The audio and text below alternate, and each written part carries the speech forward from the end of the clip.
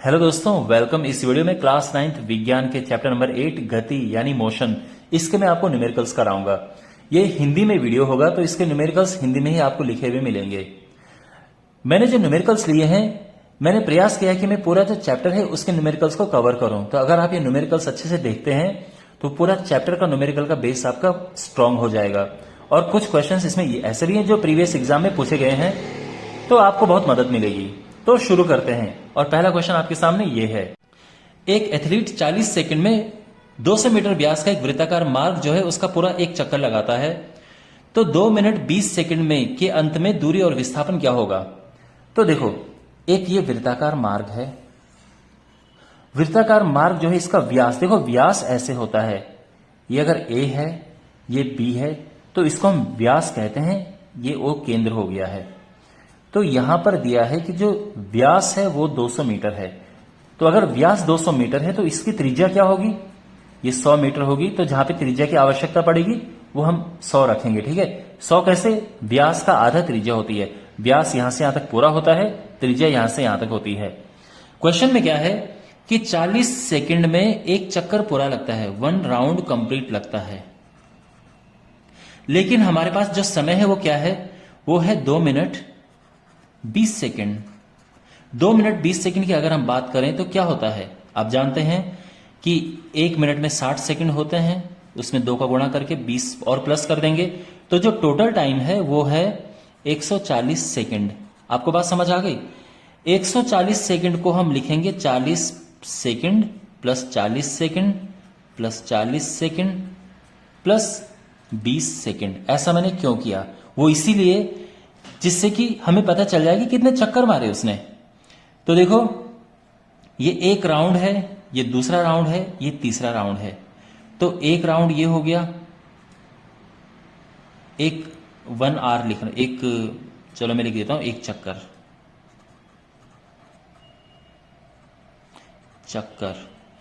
एक चक्कर उसने यहां पे मारा इन 40 सेकंड में, फिर एक चक्कर इसमें, और यहां पे आधा चक्कर उसने मारा। तो ये कितने हो गए टोटल? 1 2 3 और आधा। तो 3 और आधा यानी 3.5। तो 3.5 चक्कर जो है, यानी 3.5 राउंड जो है पूरे कवर किए गए हैं उस आदमी के द्वारा। ये बात समझ आ गई आपको?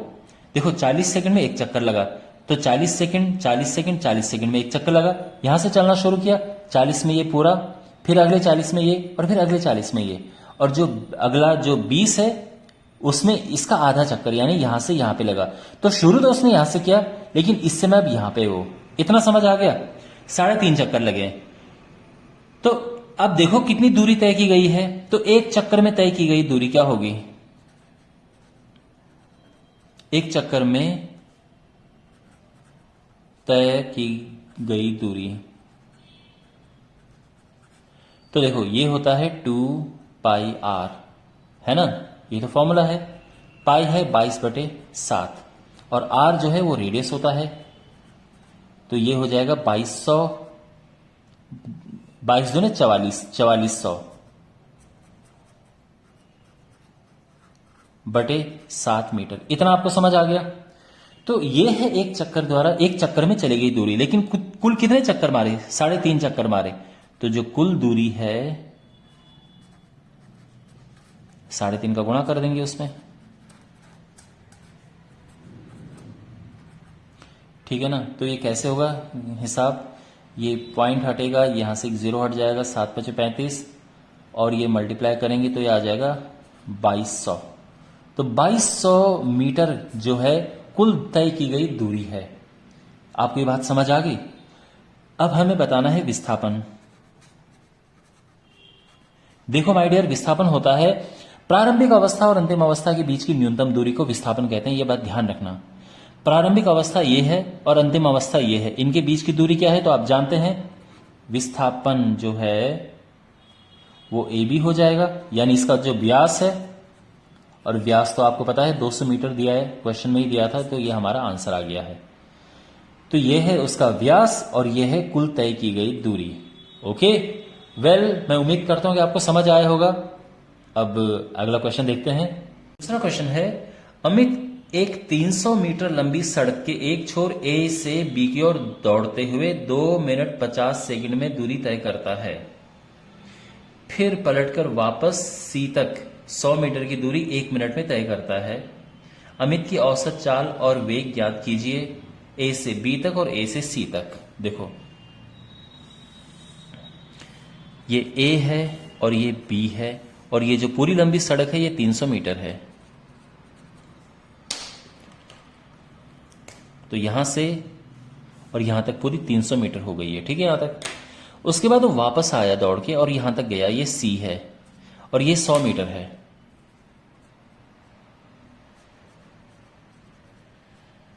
ठीक है, यहां तक समझ आ गया। अच्छा, तो हमें औसत चाल और वेग ज्ञात करना है। तो देखो, आप जानते हैं कि जो सबसे पहले तो मैं ए पार्ट की बात करता हूं। देखो, चाल होता है दूरी बटे समय और वेग होता है विस्थापन बटे समय।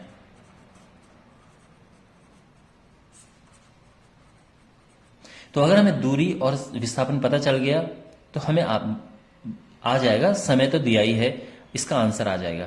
तो एक एक करके सभी चीजें लिखते हैं। सबसे पहले बात हो रही है, देखो, तो जो पहला पार्ट है उसमें ए से बी तक की बात हो रही है। ठीक है ना। ए से बी तक अगर मैं बात करूं दूरी की, तो यहां पे दूरी क्या है, तो आप देख सकते हैं यहां से यहां तक 300 मीटर है। ठीक है, कोई प्रॉब्लम नहीं है। विस्थापन क्या है, तो विस्थापन भी 300 मीटर है। कि विस्थापन क्या होता है, प्रारंभिक अवस्था और अंतिम अवस्था के बीच की न्यूनतम दूरी, यानी इनिशियल पोजीशन और फाइनल पोजीशन के बीच की शॉर्टेज डिस्टेंस। तो यहां से यहां तक की डिस्टेंस ही 300 है। भाई, मैंने आपको पहले भी समझाया था कि जो सीधी रेखा होती है उसमें दूरी और विस्थापन दोनों सेम होते हैं। तो दूरी अगर 300 है तो विस्थापन भी 300 होगा। ओके, अब बात करते हैं समय की। तो देखो, टाइम दिया है, समय है 2 minute 50 second. 2 minute 50 second. 2 minute यानी 2 गुणा 60 प्लस 50, ये हो जाता है 120 प्लस 50 170। 170 सेकंड टोटल सेकंड में, क्योंकि देखो मिनट और सेकंड है तो हम कंबाइन करके टोटल को सबको सेकंड में ले लिया है हमने। अब अगर मैं बात करूं उसकी चाल की, तो देखो माय डियर, चाल होता है दूरी बटे समय। दूरी, ये फॉर्मूला लिखा है, दूरी है 300 और समय है ये, तो कट जाएगा ये और आंसर आ जाएगा 30/17 मीटर पर सेकंड। आप चाहो तो और डिवाइड कर सकते हो या ऐसे छोड़ सकते हो। ये आ गया उसकी चाल। अगर मैं बात करूं वेग, तो वेग होता है विस्थापन बटे समय और वो भी सेम है। तो 30/17 मीटर पर सेकंड। यहां तक समझ आ गया। ये तो है ए से बी तक। अब ए से सी तक की बात करते हैं। ए से सी तक सबसे पहले तो देखो दूरी क्या है। देखो माय डियर, दूरी होती है जो एक्चुअल में इंसान चलता है। तो देखो वो कितना चला, पहले 300 मीटर चला यहां से यहां तक और फिर 100 मीटर वापस चला, टोटल 400 मीटर उसने दूरी तय की। ठीक है, और विस्थापन क्या होगा, तो विस्थापन देखो, विस्थापन होता है प्रारंभिक अवस्था और अंतिम अवस्था के बीच की न्यूनतम दूरी। तो यहां से यहां तक की न्यूनतम दूरी क्या है, देखो एकदम सीधी रेखा में। तो देखो ये पूरा 300 था, उसमें से ये 100 हटा दो तो यहां से यहां तक 200 बच गया, तो इसका विस्थापन 200 मीटर हो जाएगा। अब अगर हम बात करें, अब समय देखो, समय क्या है, टोटल समय देखो 2 मिनट 50 सेकंड तो पहले थे और 1 मिनट उसमें यहां से वापस आने में भी लगा। तो टोटल जो टाइम है वो हो जाएगा 3 मिनट 50 सेकंड। ठीक है ना, क्लियर। और 3 मिनट 50 सेकंड क्या होता है, तो 3 मिनट का मतलब है 6×3 3 गुणा 60 प्लस 50, 6×3 18, 180, 180 में 50 जोड़ेंगे तो 230 सेकंड, ये आ गया। ओके, अब देखो चाल क्या होगी, चाल होता है दूरी बटे समय, है ना फॉर्मूला। दूरी यानी 400, समय यानी 230। ये मीटर है, ये सेकंड है, यानी 0 से 0 कटा 40/23 मीटर पर सेकंड। और जो वेग है तो वो होता है विस्थापन बटे समय। विस्थापन 200 है, समय तो अभी भी 230 है, तो ये आ जाएगा 20/23 मीटर पर सेकेंड, और ये आंसर आ गया है।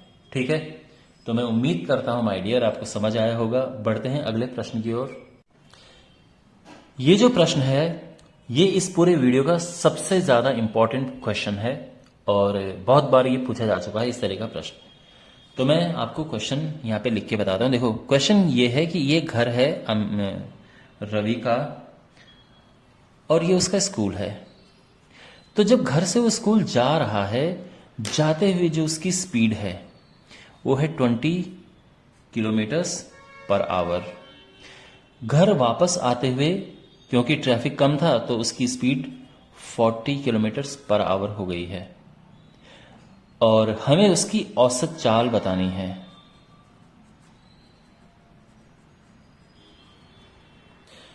औसत चाल का जो फॉर्मूला होता है वो क्या है, मैं यहां पे आपको पहले फॉर्मूला लिख देता हूं। देखो,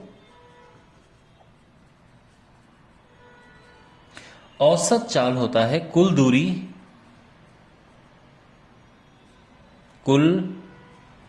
दूरी बटे कुल समय।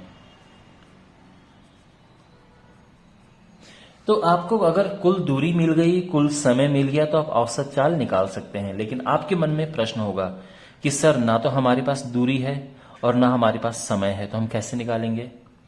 तो करते हैं, फिर इंतजाम कुछ करते हैं। तो देखो, माना घर से स्कूल के बीच की दूरी x है,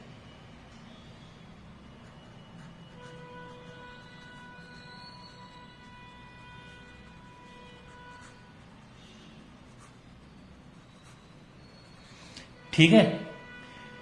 तो घर से स्कूल के बीच की दूरी x है, तो कुल दूरी कितनी हो गई? अब आप स्वयं आप सोचिए, घर से वो निकला, स्कूल गया, x चला, वापस आते हुए भी तो उतना ही चला। तो इसको मैं किलोमीटर में ले रहा हूं, तो ये आ जाएगा 2x किलोमीटर। ठीक है ना? क्यों? क्योंकि ये किलोमीटर और घंटे में है। ठीक है, अच्छा, कुल दूरी का इंतजाम हो गया है। अब समय का इंतजाम करते हैं। देखो, समय भी हमें पता नहीं है, तो देखो, स्कूल जाते हुए लगा समय, या स्कूल जाने में लगा समय। तो देखो, समय होता है दूरी बटे चाल। दूरी है x और चाल है 20, और ये आ गया आवर यानी घंटे। तो स्कूल जाते हुए उसको इतना टाइम लगा। स्कूल से वापस आते हुए, स्कूल से घर आने में लगा समय। स्कूल से घर आने में लगा समय, तो दूरी तो अभी भी x है, पर चाल उसकी 40 हो गई है। तो कुल समय क्या हो गया? कुल समय जाते हुए तो लगा x/20 और आते हुए x/40। इनको प्लस करना होगा। एलसीएम लिया 40, ये 2x आया, ये x है, ये टोटल आ गया 3x/40। इतने घंटे लगे टोटल। ठीक है ना? और अब आराम से हम फॉर्मूला लगा सकते हैं औसत चाल का। औसत चाल होगा कुल दूरी बटे कुल समय। कुल दूरी है 2x, जैसे कि मैंने आपको बताया। कुल समय है 3x/40 आवर। ठीक है, अच्छा, अब ये 40 ऊपर जाएगा, 2x इंटू 40, और ये है 3x। x कैंसिल, और ये आ गया 80/3। ठीक है, और इसको डिवाइड करेंगे तो आएगा 3 दूने 6, 2 0, 3 6 18, फिर 6 18, फिर 6 चलो इसको 6 7 कर दो, या इसको ऐसे भी छोड़ सकते हो, और ये हो जाएगा किलोमीटर प्रति घंटा। ये हमारा फाइनल आंसर आ गया है, क्योंकि चाल है तो चाल का यूनिट ये होता है। और ये इस आपको ऐसे ही करना है। कभी किसी क्वेश्चन में ये हो सकता है 40 दिया हो और ये 50 दिया हो, तो यहाँ पे ये 40 आ जाएगा, ये 50 आ जाएगा, इनको फिर सॉल्व करना और ऐसे आंसर आ जाएगा। ठीक है ना। एक और मैं यहां पे क्वेश्चन आपको पूछता हूं कि अगर यहां पर यह पूछा होता कि औसत वेग बताओ,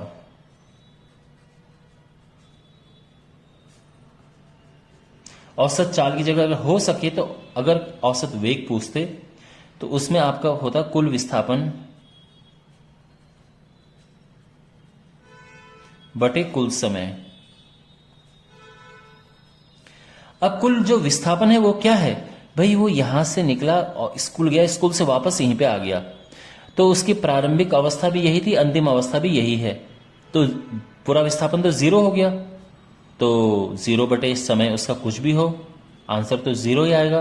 तो यानी अगर क्वेश्चन में ऐसा हो कि औसत वेग बताओ तो आंसर जीरो है। और ये हो सकता है कि ऑप्शन वाला जो क्वेश्चन होता है मल्टीपल चॉइस क्वेश्चन, उसमें क्या पता इस तरह का क्वेश्चन आ जाए। तो ऐसे किया जाता है। ठीक है ना। आई होप आपको ये समझ आया होगा। अब हम अगले प्रश्न की ओर बढ़ते हैं। एक अगला प्रश्न आप देखिए, इसमें एक झील है और इस झील में एक बोट है। बोट जो उसकी शुरुआती जो गति है वो जीरो है क्योंकि वो स्थिर अवस्था में है, तो जो उसके जो प्रारंभिक वेग है वो जीरो है।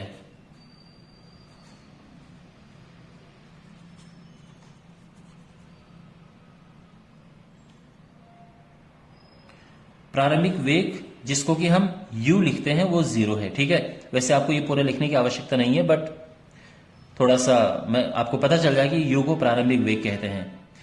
अच्छा, इसके बाद और क्या दिया है प्रश्न में, त्वरण दिया है।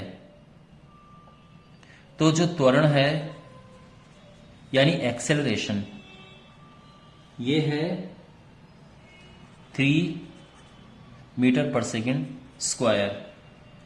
समय दिया है यानी टाइम 8 सेकंड। पूछा क्या है, बोर्ड के द्वारा तय की गई दूरी ज्ञात कीजिए। तो दूरी यानी s पूछी है।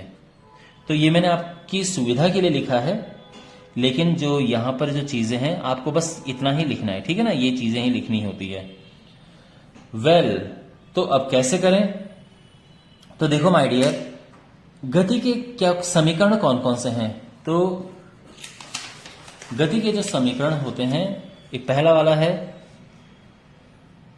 v is equal to U plus A T, फिर है s is equal to U T plus half A T square, और फिर है v square is equal to U square plus 2as।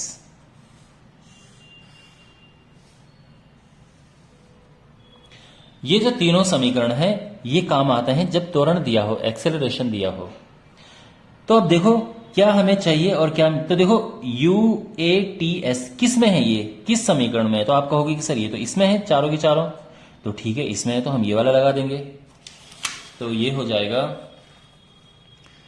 तो s is equal to U T plus half A T square. u तो 0 है, t 8 है, acceleration 3 है, फिर 8 का स्क्वायर करेंगे हम, ये 0 हो गया, 8 8 64, और ये कटा 32 96 मीटर। ये हमारा आंसर आ गया है। ओके, मैं उम्मीद करता हूं कि आपको ये समझ आया होगा। अब अगले प्रश्न की ओर बढ़ते हैं। इस क्वेश्चन में हमें ग्राफ बनाना है, तो मेरे पास ग्राफ पेपर का अभाव होने की वजह से मैं ग्राफ यहां पे ड्रॉ कर रहा हूं। आप चाहो तो ग्राफ पेपर ले सकते हो। ये एक्स एक्सिस है, ये वाई एक्सिस है।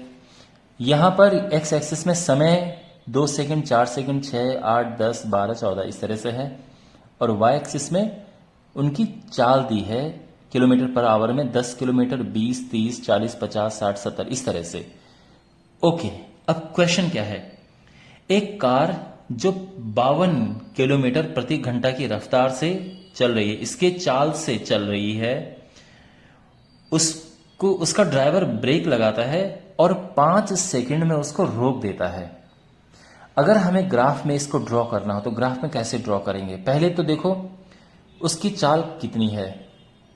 देखो यहां पे यानी जब टाइम 0 है, मतलब शुरू में जब ब्रेक लगाने उसने शुरू किए तो उसकी चाल है 52, यानी ये हो गया पहला पॉइंट। और रुकेगी तो धीरे धीरे उसकी चाल कम होती जाएगी। और ये है 5 सेकंड, तो 5 सेकंड में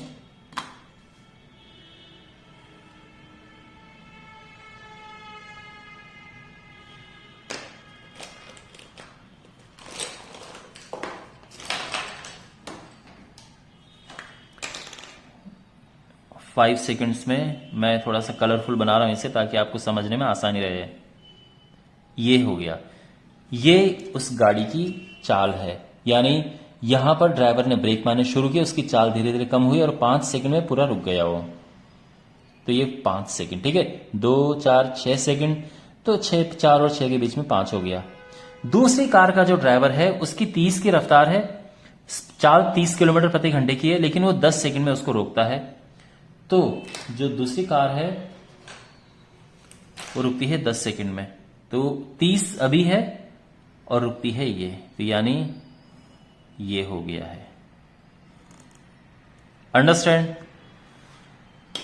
तो ये है जो पहली कार है, तो ये हमारी पहली कार है और ये हमारी दूसरी कार है। तो ये तो हो गया ग्राफ, पहला काम हो गया। दूसरा हमें ये बताना है कि उनके द्वारा तय की गई दूरी क्या है, रुकने से पहले कितनी दूरी तय की। तो देखो माय डियर, अगर आपके पास ग्राफ है, बहुत आसान तरीका है दूरी निकालने का। तो दूरी होता है दूरी बराबर ग्राफ से घिरा हुआ क्षेत्रफल या ग्राफ के नीचे का क्षेत्रफल, ये है। मैं इसको ए, इसको बी नाम दे देता हूं। ये हमारी पहली गाड़ी है, दूसरी है सी और डी, और ये ओ हो गया है। ये 0 और ओ दोनों का काम करता है।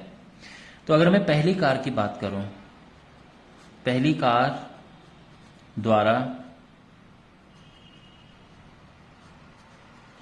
तय की गई दूरी, तो देखो यानी अब ये पहली कार है तो इसके नीचे का एरिया, यानी हमें इस त्रिभुज का एरिया बताना है। सिंपल, त्रिभुज ओ ए बी का एरिया, ओ ए बी का क्षेत्रफल। तो क्या होगा, half into base into height. आपको पता होगा त्रिभुज का क्या एरिया होता है, half into base into height. यानी बेस जो है ये है 5 सेकंड, और जो हाइट है ये है 52 किलोमीटर प्रति घंटा। अब यहां पे थोड़ा सा आपको प्रॉब्लम आ सकती है, वो क्या है कि ये सेकंड में है और ये आवर में है, तो इसको मीटर प्रति सेकंड में भी बदलना है हमें। तो देखो कैसे करेंगे, ध्यान से देखो। ये सेकंड है, 52 किलोमीटर, इसमें हम 1000 का गुणा करेंगे तो ये हो जाएगा मीटर, और 1 घंटे में होते 3600 सेकंड, तो ये हो गया सेकंड। सेकंड से सेकंड ये एस से एस कट गया, 2 0 से ये 2 0 कटे, ठीक है। ये 2 से कटा, 26 दूने 52, ये 13 18 और वेल ये 9 5, और ये हो गया 5 बचे 25, 25 इंटू 13 कितना होता है 25, या 75 का 5 हासिल 7, 25 कम 25 से 32 बटे 9 मीटर। यानी ये हो जाएगा 3 नम 27, 5 5 9 3 27, 5 5 9 6 54, ये आ गया। इतना मीटर हमारा आंसर आ गया है। यानी जो पहली गाड़ी है रुकने से पहले वो इतनी चली। हमने सिंपली क्या किया, इसका एरिया निकाला। हाँ, इसमें थोड़ा सा ये डिफरेंट ये था कि किलोमीटर पर आवर को हमने मीटर और सेकंड में बदलना है। अब दूसरी कार की ओर की बात करते हैं। दूसरी कार द्वारा तय की गई दूरी,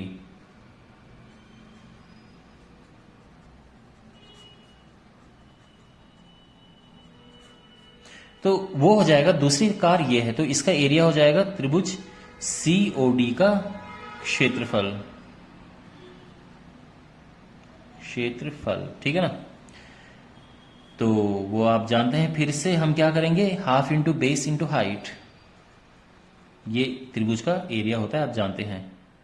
OD बेस है और OC हाइट है। तो बेस तो है 10 सेकेंड, और जो हाइट है वो क्या है, 30 किलोमीटर पर आवर। ये ध्यान रखना, आप केवल 30 मत लिख देना, किलोमीटर प्रति घंटा। अब यहां पर हमें देखो, हाफ तो ठीक है अपनी जगह पे,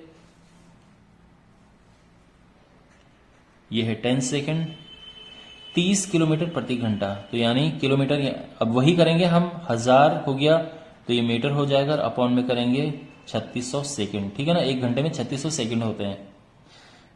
2 0 से 2 0 कटे, फिर 2 से कटा, 2 5, ये 5 आ गया।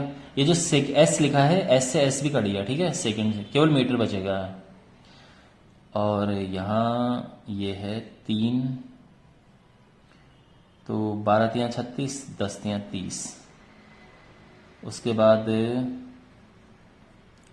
2 6 12, 2 5 10, फिर ये 3 आएगा और ये 5 आएगा, तो 5 गुणा 5 गुणा 5, ये होगा 125/3 मीटर, और ये आ जाएगा 3 चौको 12.666 आता रहेगा, तो 6 से 1 कर दो चलो इसको, मीटर। तो आप देख सकते हैं ये 36 के आसपास है, 41 के आसपास है। तो दूसरी कार वैसे ज्यादा चलेगी पहली कार से, लेकिन दोनों के द्वारा तय की गई दूरी हमने ये निकाल दी है, ठीक है ना।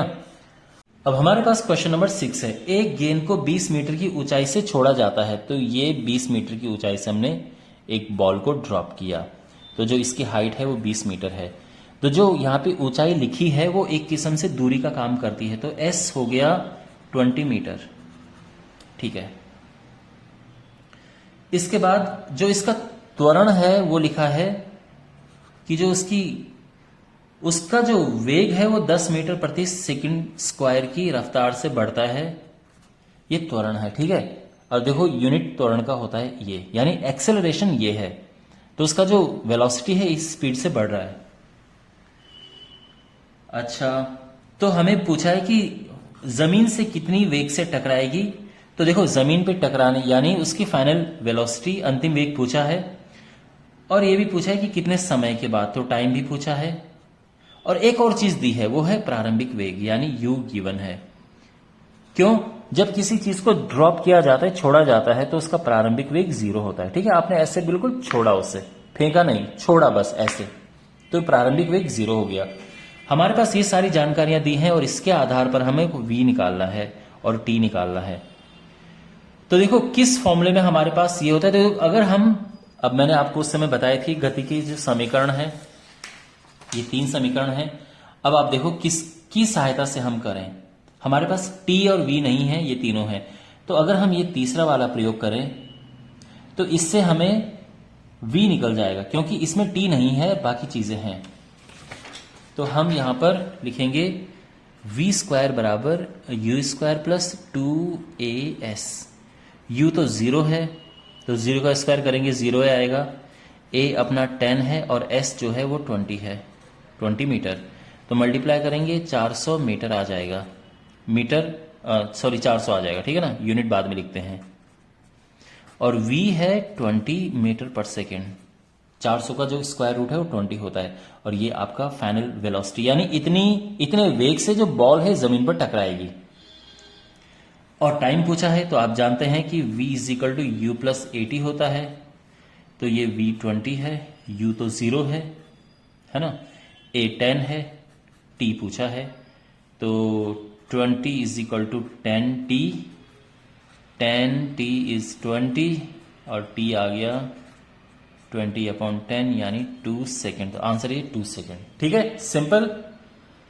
ऑलराइट, फाइनली हमारे पास ये क्वेश्चन है, और इस क्वेश्चन में बस आपको एक चीज बताना है कि A B C ये 3 कारें हैं, आप देख सकते हैं, उनके डिस्टेंस और टाइम के बीच का ग्राफ दिया है। यानी डिस्टेंस होता है दूरी और टाइम है समय। दूरी और समय के बीच का ग्राफ दिया है। आपको बस ये बताना है कि कौन सी सबसे ज़्यादा तेज़ चाल से चल रहा है और किसकी चाल सबसे कम है। तो सबसे अधिक और सबसे कम चाल किस कार की है हमें बताना है, और हमें कोई कैलकुलेट नहीं करना है, बस देख के बताना है। तो माय डियर, एक बात आप ध्यान रखना, जब भी ग्राफ दिया होता है, दूरी और समय के बीच का जो ग्राफ दिया होता है, उसमें जो चाल होती है, चाल उसका स्लोप हो जाता है, ठीक है ना। स्लोप मतलब स्लोप होता है ढाल। तो चाल जो है वो ढाल हो जाती है, यानी स्लोप। यानी जो सबसे ज़्यादा खड़ा ग्राफ है उसकी चाल सबसे अधिक है, जिसका स्लोप यानी ढाल, जिसकी ढाल सबसे ज़्यादा है उसकी चाल सबसे ज़्यादा है, जिसकी ढाल कम है उसकी चाल कम है। तो यहाँ पर आप देख सकते हैं मैं, और ये डिस्टेंस टाइम ग्राफ की बात कर रहा हूँ मैं, ध्यान रखना, ठीक है ना। अगर दूरी देखो, ये तो दूरी और समय का ग्राफ है। अगर सीधे चाल और समय का ग्राफ दिया होता तो हमें तो देख के पता चल जाता कि किसकी चाल ज़्यादा है। चूंकि दूरी और समय का ग्राफ दिया है इसलिए हम ढाल की बात कर रहे हैं, ये ध्यान रखना, ठीक है। अच्छा, अब यहाँ पे माय डियर सबसे ज़्यादा ढाल बी की है, आप भी देख सकते हैं। आप किसी चीज़ को यहाँ पे रखोगे तो सबसे ज़्यादा तेज़ कौन लुढ़केगा, वो कहाँ से लुढ़केगा, बी से लुढ़केगा या ए से लुढ़केगा या सी से लुढ़केगा। तो आप बोलोगे कि सर बी की ढाल तो सबसे ज़्यादा है, ठीक है ना। तो यानी बी जो है उसकी चाल सबसे ज़्यादा है, सबसे अधिक चाल, ठीक है ना। अच्छा ये बताओ सबसे कम चाल किसकी है, तो सबसे कम ढाल किसकी है, बस आप ये देखो। तो जो ए है वो सबसे कम ढाल है तो उसकी चाल भी सबसे कम होगी, ठीक है ना। तो सबसे कम जो है वो है हमारा ए। ओके, तो आई होप आपको समझ आया होगा। और इसी के साथ माय डियर ये वीडियो समाप्त होता है। थैंक्स फॉर वॉचिंग, मिलते हैं अगले वीडियो में। Take care.